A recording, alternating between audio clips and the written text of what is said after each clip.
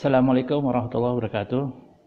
Sahabat PKS Muda, kembali bersama acara BizTalk, Business Talk, tempat untuk berbicara, sharing, dan juga promosi produk-produk sahabat PKS Muda.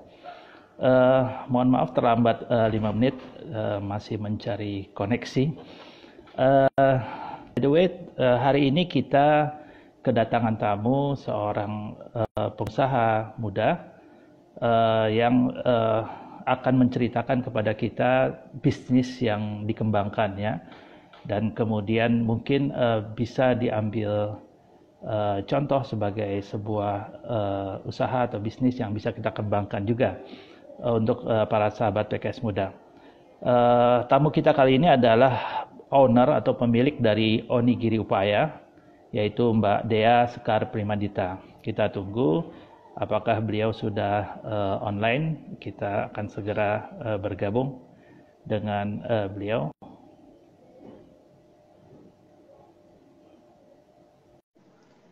Baiklah, hari ini hari Jumat adalah BizTalk kita yang ketiga, ya, dan kita sudah bergabung. Assalamualaikum warahmatullahi wabarakatuh. Waalaikumsalam warahmatullahi wabarakatuh. Mbak Dea, apa kabar? Baik, terima kasih. Bang Umar, apa kabar? Baik, alhamdulillah. Minta maaf terlambat, ini jaringannya masih dicari-cari, mungkin dia hilang kemana entah. Maklumlah kita saat ini masih PSBB, sehingga kantor dan kita semua bersiaran dari rumah masing-masing. Oke, Mbak Dea. Onigiri Upaya, saya ucapkan juga selamat datang di acara BizTalk PKS Muda. Kita semua di sini, sahabat PKS Muda, sedang menunggu-nunggu tentang bisnis apa yang sedang dijalankan oleh Mbak Dea. Boleh saya panggil Mbak Dea ya? Boleh, silakan.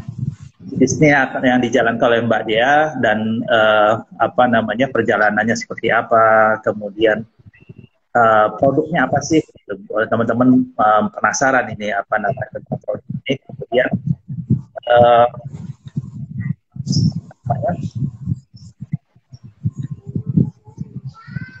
wah, ini kelihatannya seru juga nih. Jadi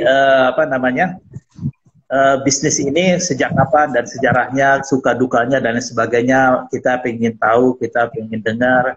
Dan yang terpenting adalah kita ingin belajar dari Mbak Dea, supaya teman-teman dan sahabat PKS Muda di Indonesia ini juga bisa mendapatkan pelajaran dan juga bisa, dan yang penting adalah berani memulai bisnisnya sendiri. Oke, Mbak Dea, boleh pertama kali diperkenalkan dulu tentang Mbak Dea, kemudian juga tentang bisnis yang Mbak Dea menjalankan. Silakan Mbak Dea. Baik, bismillahirrahmanirrahim. Selamat sore teman-teman semua, saya Dea dan saya owner dari Onigiri Upaya. Bisnis saya, mungkin sebelumnya saya tunjukin dulu kali ya, produknya seperti apa ya. Boleh, monggo. Boleh ya. Boleh. Jadi, contoh produknya seperti ini, mungkin teman-teman suka lihat ada di supermarket, bukan produk saya sebenarnya, yang dilihat mungkin bukan produk saya, cuma contohnya kira-kira seperti ini ya. Jadi onigiri ini sebetulnya adalah makanan Jepang, yaitu nasi kepal yang isinya biasanya daging ayam atau ikan gitu. Kemudian dibungkus dengan rumput laut. Seperti ini kira-kira kemasannya. Caranya dibuka biasanya dari atas gini, dia dirobek gitu. Kemudian nanti akan bisa dibuka. Sisi sebelah sininya, sisi satunya dibuka untuk kemudian dimakan gitu.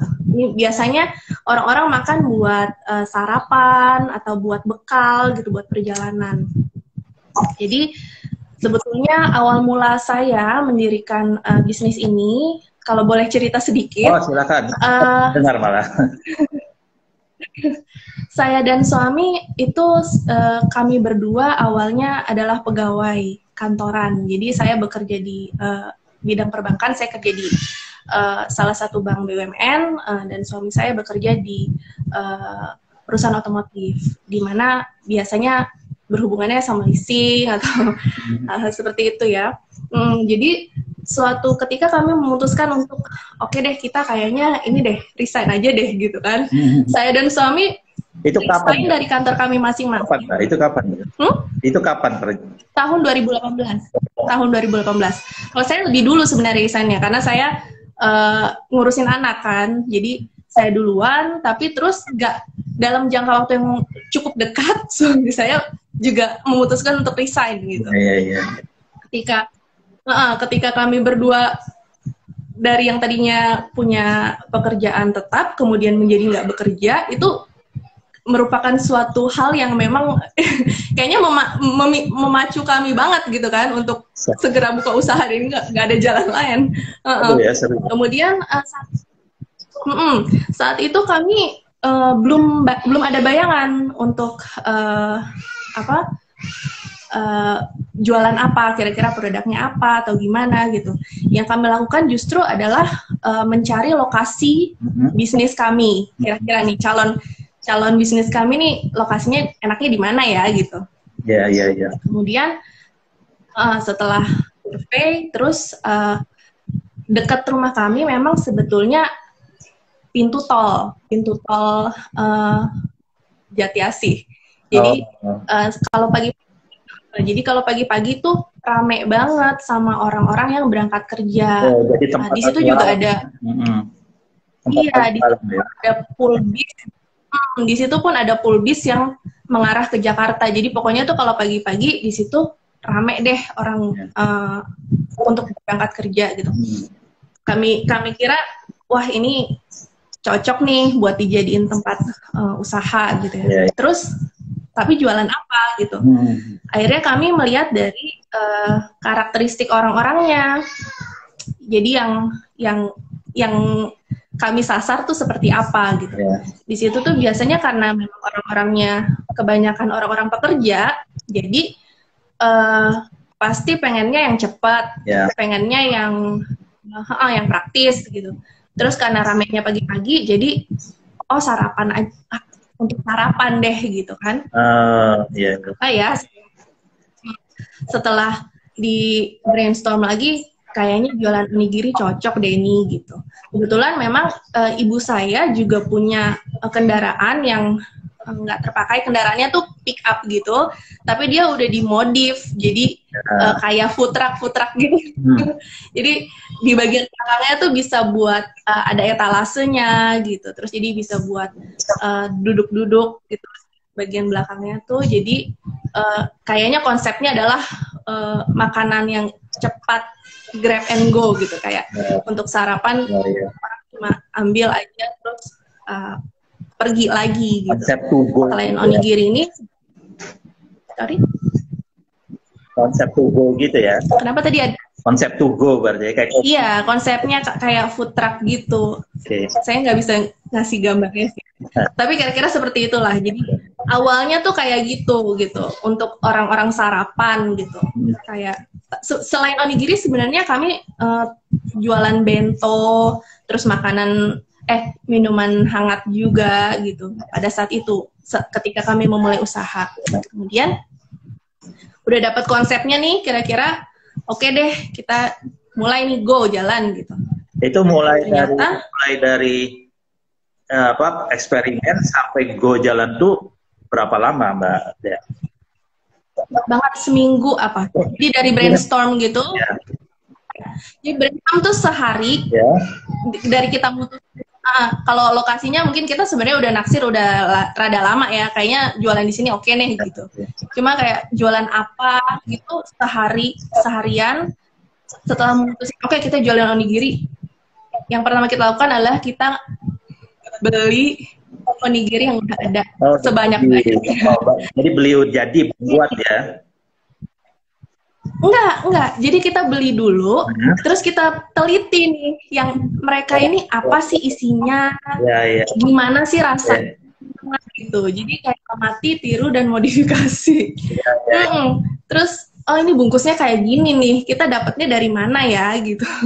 Terus, isinya nih ini, kita bisa nggak ya bikin isi ini atau isi yang lain, gitu. Sorry. Iya, jadi setelah kita survei, oh kayak gini nih kira-kira bisa nih bikin kita gitu kan. Akhirnya mulai pertama kita produksi banyak, nggak untuk dijual dulu, tapi untuk dibagi-bagiin ke orang-orang terdekat. Sorry, anak saya ribut gitu ya, berisik nggak? Ya nggak apa-apa, lanjut aja. Biasalah ibu-ibu kan harus begitu. lanjut. Jadi, jadi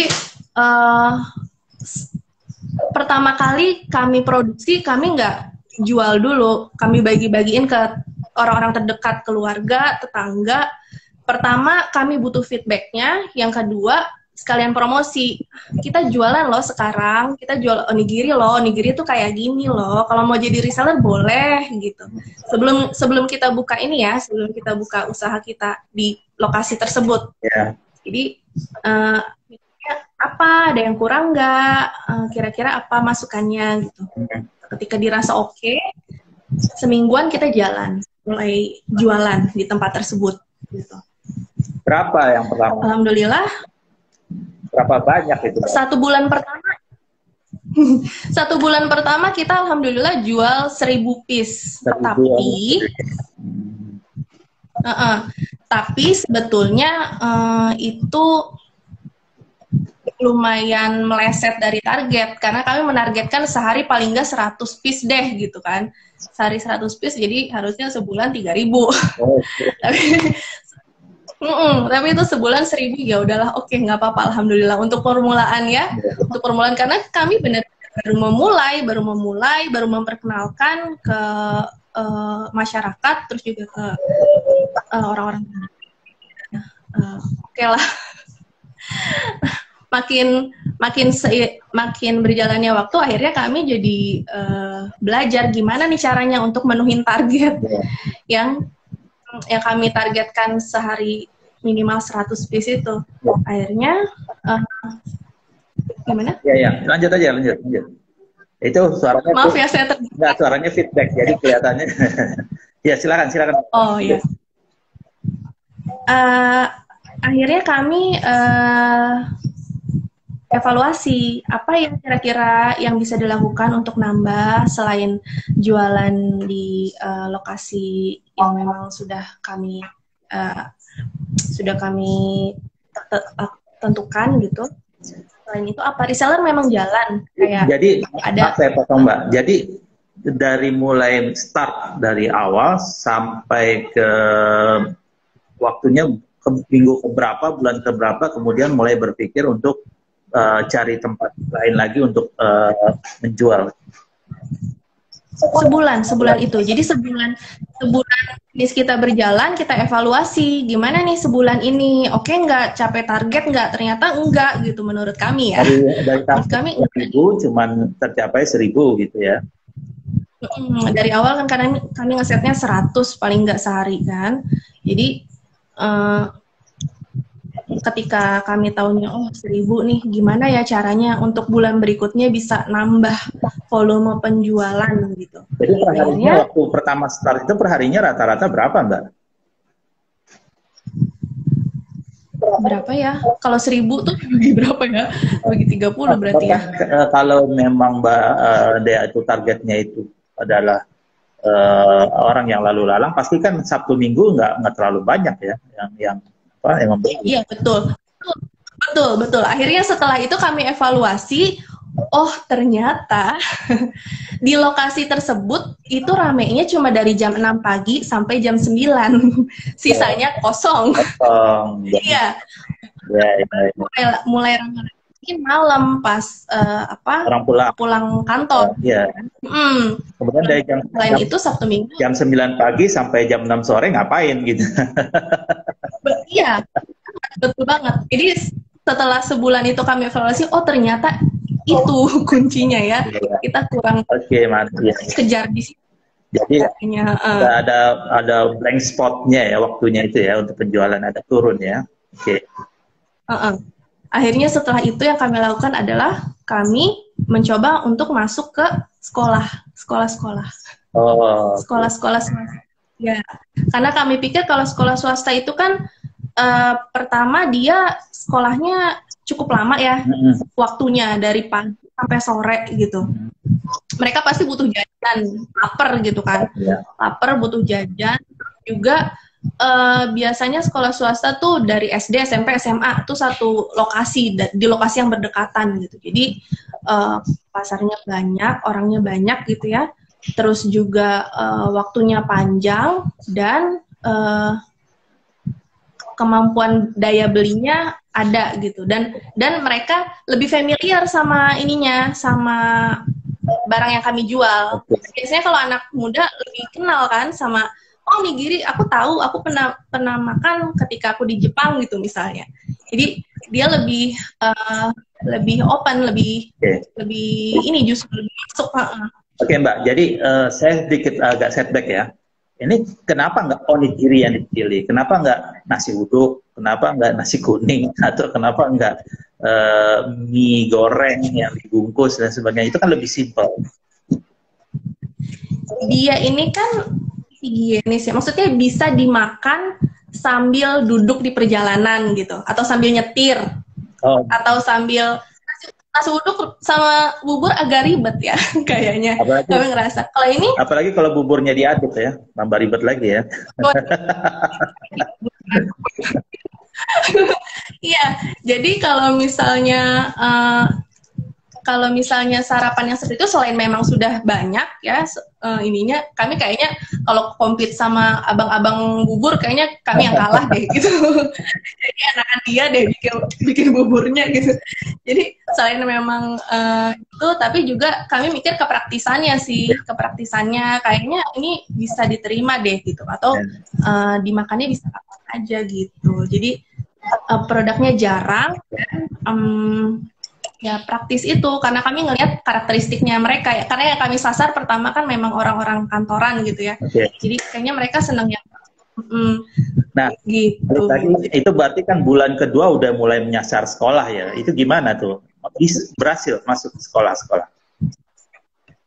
Alhamdulillah, pertama dapat jalan dari teman saya yang minta, saya pesen dong, saya mau jual ke sekolah nih gitu. Justru dia reseller sebenarnya, dia juga pengen jual untuk ke sekolah. Reseller pertama lah ya. Di awal-awal lah, reseller awal-awal.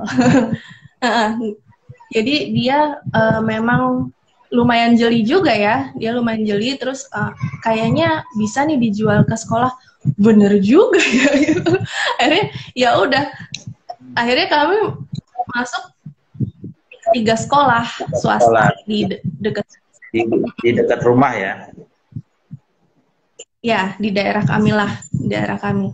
3 sekolah, dan alhamdulillah setelah pendekatan macam-macam sih, ada yang memang kami harus presentasi dulu, ada yang gitu, sistemnya nih. Tergantung sekolahnya kan. Jadi kami ada yang kami nitip gitu, ada yang memang biasanya jadi kan setelah itu alhamdulillah. Biasanya sekolah itu kan ada kantin-kantinnya ya, jadi kayaknya udah banyak suppliernya. Berarti kalau kayak gitu berarti nitip ya sistem. Nitip, dan memang kami juga produknya nggak bisa ditaruh dalam jangka waktu lama. Jadi setiap hari pasti ganti gitu. Jadi setiap hari kami nitip, kami taruh barang yang baru, ambil yang kemarin misalnya kalau ada yang nggak laku. Tapi alhamdulillah, masya Allah, di situ kami ngerasa wah alhamdulillah ya, bisa mencapai target gitu akhirnya dari hal itu yang mau saya tanyakan. Jadi bulan kedua masuk sekolah berapa omsetnya? Iya, tercapai targetnya alhamdulillah. 3.000 ya berarti ya. Tercapai targetnya. Alhamdulillah. Karena berarti total kan sebenarnya 4 titik dan reseller lain gitu. Jadi lumayan. Tapi enggak deh, karena enggak langsung masuk ke 3 sekolah. Jadi mungkin selang sebulan kali ya. Kayak sebulan masuk, alhamdulillah masuk 1 titik lagi gitu. Jadi kayak terus. Oke. Oke, Mbak Dea, kita masuk ke segmen berikutnya, produksi. Nah, sebelum produksi ini saya pernah mendengar onigiri, tapi memang saya ini belum melihat barangnya secara seperti apa sih onigiri, makannya aja belum. Nah, boleh nggak saya sebagai orang awam, gimana cara Mbak Dea ini memperkenalkan produknya Mbak Dea ini, dan saya pengen tahu gimana sih produksinya itu, gitu. Atau tingkat kesulitan memproduksinya, ini barangnya tahan lama atau enggak, dan lain sebagainya. Karakter dari produknya Mbak Dea, boleh silakan. Baik, saya belajar bikin onigiri ini dari ibu saya. Jadi memang alhamdulillah ibu saya itu dari dulu suka masak, memang tukang masak, punya catering juga gitu. Jadi mah aku pengen bikin ini nih, gimana ya caranya, terus diajarin sama mama saya. Yes. Karena bahan-bahan yang kami pakai itu nggak pakai pengawet ya, jadi memang nggak bisa lama-lama, nggak bisa 2 hari gitu, nggak bisa. 2 hari bisa, sorry, 2 hari bisa. Tapi lebih baik sih langsung dikonsumsi gitu. Jadi kami nggak pernah tuh bikin untuk jangka waktu yang lama gitu. Pasti kalau untuk atau jualan itu pasti produksinya tiap hari. Nah, tiap hari. Ini kan Mbak ya, apa namanya? Ini kan artinya produk makanan yang langsung makan ya, tidak diolah lagi kan ya, berarti ya.